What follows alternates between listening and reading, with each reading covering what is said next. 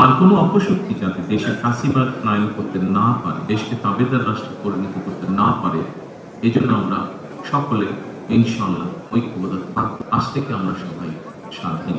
আমাদের পথ এবং মত ভিন্ন থাকতে পারে, কিন্তু দেশের সাথে আমরা সবাই এক। এই বিজয় বাংলাদেশের, এই বিজয় গণতন্ত্রের, এই বিজয় গণতন্ত্রকামী জনগণ। আজ থেকে আমরা সবাই স্বাধীন। আমি দেশের সকল জনগণকে জানাই আন্তরিক অভিনন্দন। সকল প্রতিবন্ধকতা মোকাবেলা করে আমরা দেশের গণতন্ত্র প্রতিষ্ঠার পথ সুগম করেছি। ফ্যাসিবাদের রেখে যাওয়া ভঙ্গুর অর্থনীতি অকার্যকর করে দেওয়া সাংবিধানিক এবং বিধিবদ্ধ প্রতিষ্ঠান এবং দুর্বল আইন শৃঙ্খলা পরিস্থিতি, এমন একটি পরিস্থিতির মধ্যে দিয়ে আমরা যাত্রা শুরু করতে যাচ্ছি। আপনাদের স্বতঃস্ফূর্ত অংশগ্রহণ দিয়ে দশকেরও বেশি সময় পর দেশে পুনরায় জনগণের সরাসরি ভোটে জনগণের কাছে জবাবদিহিমূলক সংসদ এবং সরকার প্রতিষ্ঠিত হতে যাচ্ছে। আর কোনো অপশক্তি যাতে দেশের ফ্যাসিবাদ কায়েম করতে না পারে, দেশকে তাবেদার রাষ্ট্রে পরিণত করতে না পারে, এই জন্য আমরা সকলে ইনশাআল্লাহ ঐক্যবদ্ধ থাকব। জাতীয় নির্বাচনে অংশগ্রহণকারী প্রতিটি রাজনৈতিক দলকে আন্তরিক অভিনন্দন জানাই। গণতান্ত্রিক রাষ্ট্র এবং রাজনীতিতে রাজনৈতিক দলগুলো মূলত গণতন্ত্রের বাকি ঘর।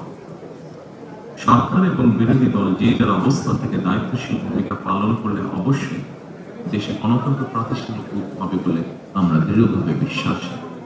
নির্বাচনে অংশগ্রহণকারী প্রতিটি গণতান্ত্রিক রাজনৈতিক দলগুলোর প্রতি আহ্বান জানাই, দেশ গঠনে আপনাদের চিন্তা ভাবনা আমাদের কাছে অত্যন্ত গুরুত্বপূর্ণ। আমাদের পথ এবং মত ভিন্ন থাকতে পারে, কিন্তু দেশের সাথে আমরা সবাই এক। আমি বিশ্বাস করি জাতীয় ঐক্য আমাদের শক্তি, বিভাজন আমাদের দুর্বলতা। জনগণের সৃষ্ট সকল সমস্যার কাটিয়ে শেষ পর্যন্ত দেশে শান্তিপূর্ণভাবে সুষ্ঠু এবং নিরপেক্ষ নির্বাচন অনুষ্ঠিত হয়েছে। এই জন্য অন্তর্বর্তীকালীন সরকার এবং নির্বাচন কমিশনকে বিশেষ ধন্যবাদ জানাই।